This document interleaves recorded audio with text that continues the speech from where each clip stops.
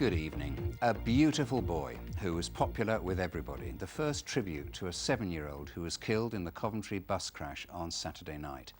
Today he was named as Rowan Fitzgerald from Leamington Spa. Rowan was on the upper deck of the double-decker bus when it crashed into a supermarket in the city centre. His 8-year-old cousin, who was alongside him, remains in a critical condition in hospital. Dora Hancox from Nuneaton was also killed. The driver is a former mayor of Leamington, Kailash Chanda. He's 77 with more than 40 years of service behind him. He's said by friends to be devastated by what's happened. Our reporter Giles Latcham is in Leamington Spa right now for us. Giles. Nick, Rowan boarded that bus, the X18, sometime on Saturday evening, heading for his hometown here in Leamington. It should have set down just where we are now, around about 6 o'clock. But of course, we now know that bus never made it. Rowan, sadly, never made it. We were at his school this afternoon. That's St Anthony's Catholic Primary, a couple of miles away in Sydenham Drive. Pupils, staff there, deeply upset, as you might expect. I spoke to his head teacher, who found these words by way of tribute. He was an all-round beautiful child, and that's, you know, it's hit our school community very, very hard.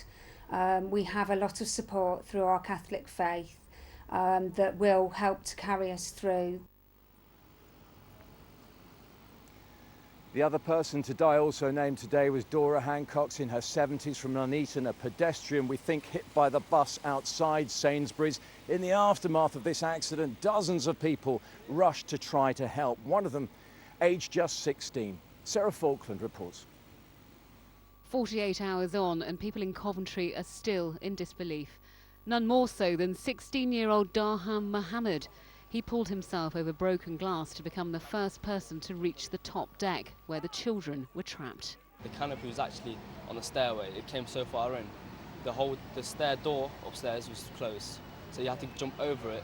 He recalls a tiny hand reaching out for help. It was trying to reach out for the grandfather when the grandfather went in. And when I told the grandfather to come out, at one point he came out, but she screamed more, which got the grandfather to go back in. In a statement released today, the bus company's Stagecoach say that their hearts go out to those who've lost loved ones in this crash. It goes on to say that no driver we employ is allowed behind the wheel of our buses without us being satisfied that they're fully qualified, safe and meet all necessary legal requirements. In this case, our driver has many years' experience and has also passed a mandatory annual medical. And praying that the light of Christ. At nearby Holy Trinity Church, the offer of quiet reflection for those affected by the crash. The city is in shock, but responding to that shock, what we offer is a space to come and just, at the very least, gather one's thoughts, to be quiet for a moment and settle in the shock. The flowers and teddies keep arriving. Messages of sympathy from people working and living in this city of peace and reconciliation. Passers-by stop to stress upon us that this road junction was an accident waiting to happen and that urgent actions now needed. Sarah Falkland, BBC Midlands Today in Coventry.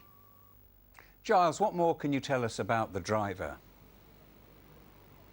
Kailash Chanda, well, a former district councillor, a former mayor, he too is from Leamington. His family have put out a statement tonight describing him as a devoted, caring, kind man, expressing sincere condolences to the families of the victims, asking for privacy while the police conclude their investigations. I spoke to a fellow worshipper at Leamington Gurdwara this afternoon who's known Kailash Chanda for the best part of 50 years.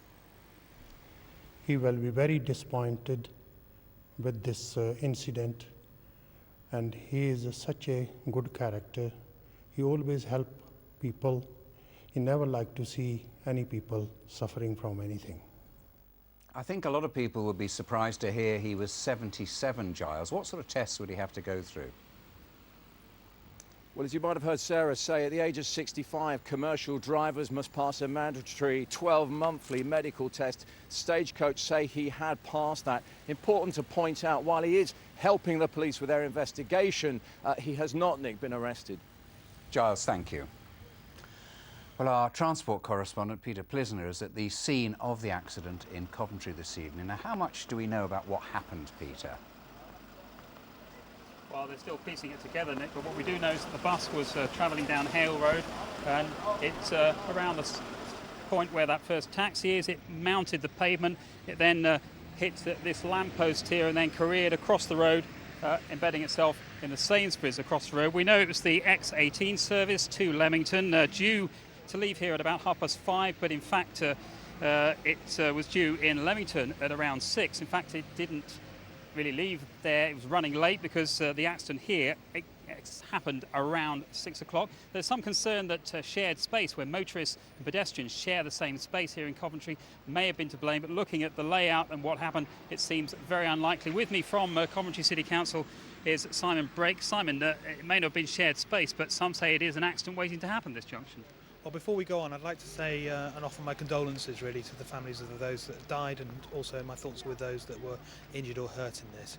As you said, it's not a shared space, and the incident in fact didn't cover any aspects of the shared space. So the accident happened, and police are investigating what happened and how it happened, and will come forward with an investigation report as soon as it's completed. And you were involved on the night.